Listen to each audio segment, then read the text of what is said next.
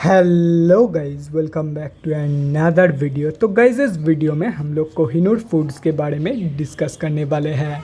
ये कोहिनूर फूड्स के ऊपर एक डिटेल्ड एनालिसिस वीडियो है। तो गाइस, इस वीडियो में हम लोग 2 पॉइंट्स कवर करेंगे। So our first point is fundamental analysis. यहाँ पे हम लोग देखेंगे कि कंपनी फंडामेंटली कैसी है एंड समझेंगे कि क्या आप लोगों को इस कंपनी में पैसा लगाना चाहिए या नहीं। And our second point is technical analysis. यहाँ पे हम लोग देखेंगे कि कंपनी के टेक्निकल से हम लोगों को कंपनी के बारे में क्या पता चल रहा है। तो गाइज, बिना टाइम वेस्ट किए कंपनी की फंडामेंटल एनालिसिस करते हुए वीडियो को शुरू करते हैं। तो गाइज, अगर इस कंपनी के बिजनेस के बारे में डिस्कस करें तो ये company basmati rice, ready to eat curries and meals, readymade gravies to frozen breads, snacks and paneer की बिजनेस करती है। एंड इस बिज़नेस में ये कंपनी 1989 से है, मतलब अपनी फील्ड की ये एक बहुत ही पुरानी एंड एक्सपीरियंस्ड कंपनी है। ये company both BSc and NSC में लिस्टेड है। और अगर इस कंपनी के कुछ इंपॉर्टेंट फिगर्स के बारे में डिस्कस करें तो 273 करोड़ की है कंपनी की मार्केट कैप। स्टॉक की P, return on equity and last 6 months के रिटर्न यहाँ पे मेंशन किया हुआ नहीं है। बाकी ROC, book value and last 3 साल की सेल्स ग्रोथ कंपनी की नेगेटिव में जा चुकी है। ये कंपनी आप लोगों को डिविडेंड देती नहीं है एंड फेस वैल्यू 10 रुपये की है। अभी अगर इस कंपनी के कुछ पॉजिटिव्स एंड नेगेटिव्स के बारे में डिस्कस करें तो गाइज, यहाँ पे आप लोग देख सकते हो पॉजिटिव्स में सिर्फ और सिर्फ एक ही पॉइंट है कि कंपनी की डेब्टर डेज इंप्रूव हुई है। बाकी सब कुछ इस कंपनी के रिगार्डिंग नेगेटिव में ही है। तो company has low interest coverage ratio.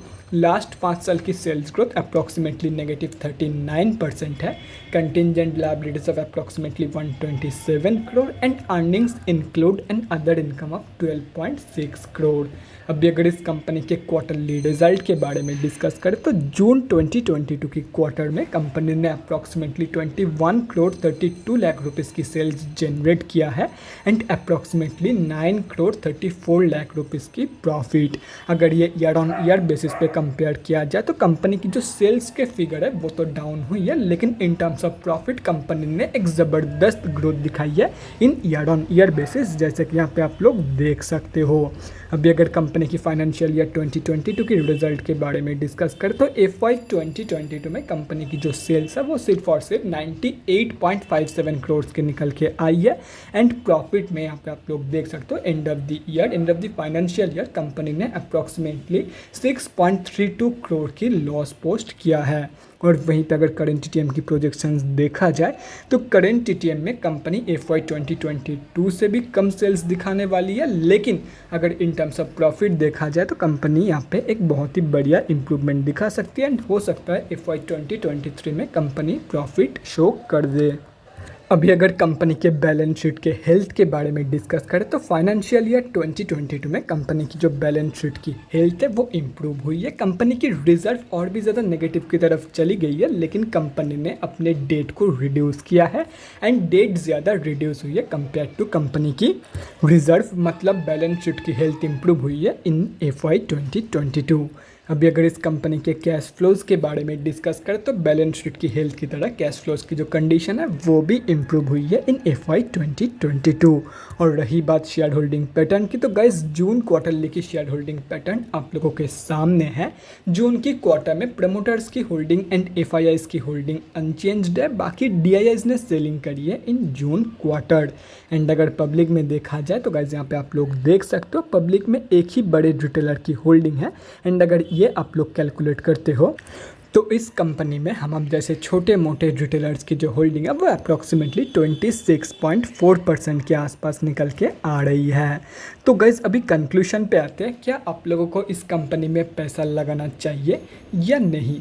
तो देखो गाइस, कंपनी की जो सेल्स ग्रोथ है वो इंटायरली नेगेटिव में जा चुकी है, लेकिन in terms of profit company बहुत ही बढ़िया परफॉर्मेंस दिखा रही है। कैश फ्लोज में भी एंड बैलेंस शीट में भी कंपनी ने इम्प्रूवमेंट दिखाई है।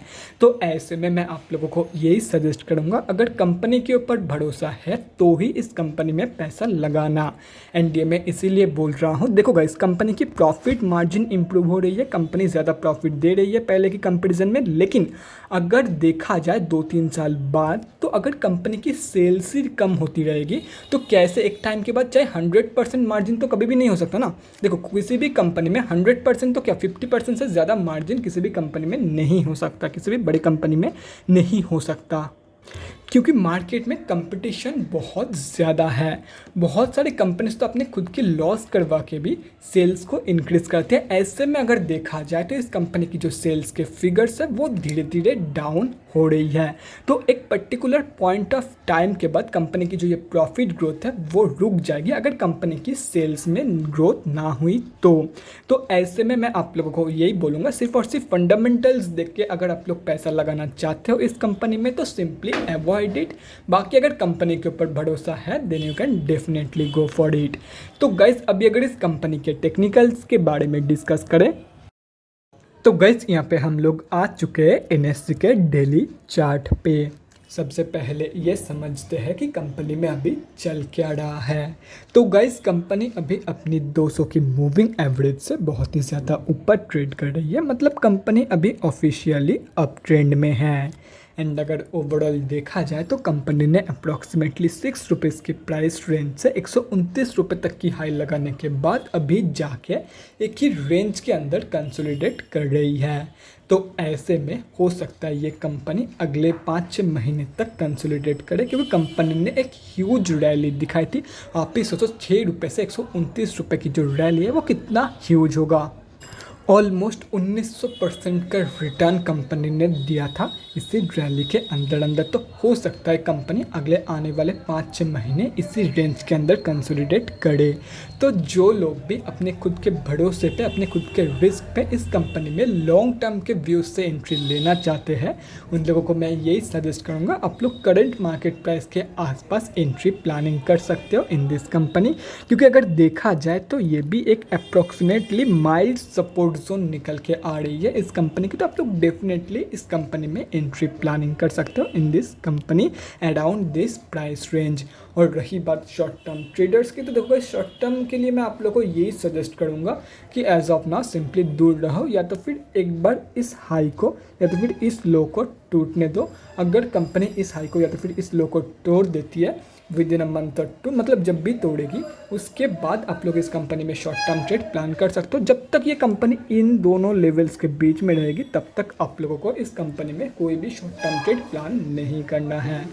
तो guys that's it for this video. अगले वीडियो में मिलते हैं गाइस। Thanks for watching. और गाइस अगर आप लोगों के मन में कोई भी डाउट या क्वेरी रहती है स्टॉक मार्केट या किसी भी स्टॉक से रिलेटेड तो कमेंट सेक्शन में कमेंट करके मुझसे पूछ सकते हो, या तो फिर मेरे इंस्टाग्राम का लिंक आप लोगों को डिस्क्रिप्शन बॉक्स में मिल जाएगा, जाके वहाँ पर भी मुझे DM कर सकते हो फॉर एन 1-on-1 कन्वर्सेशन।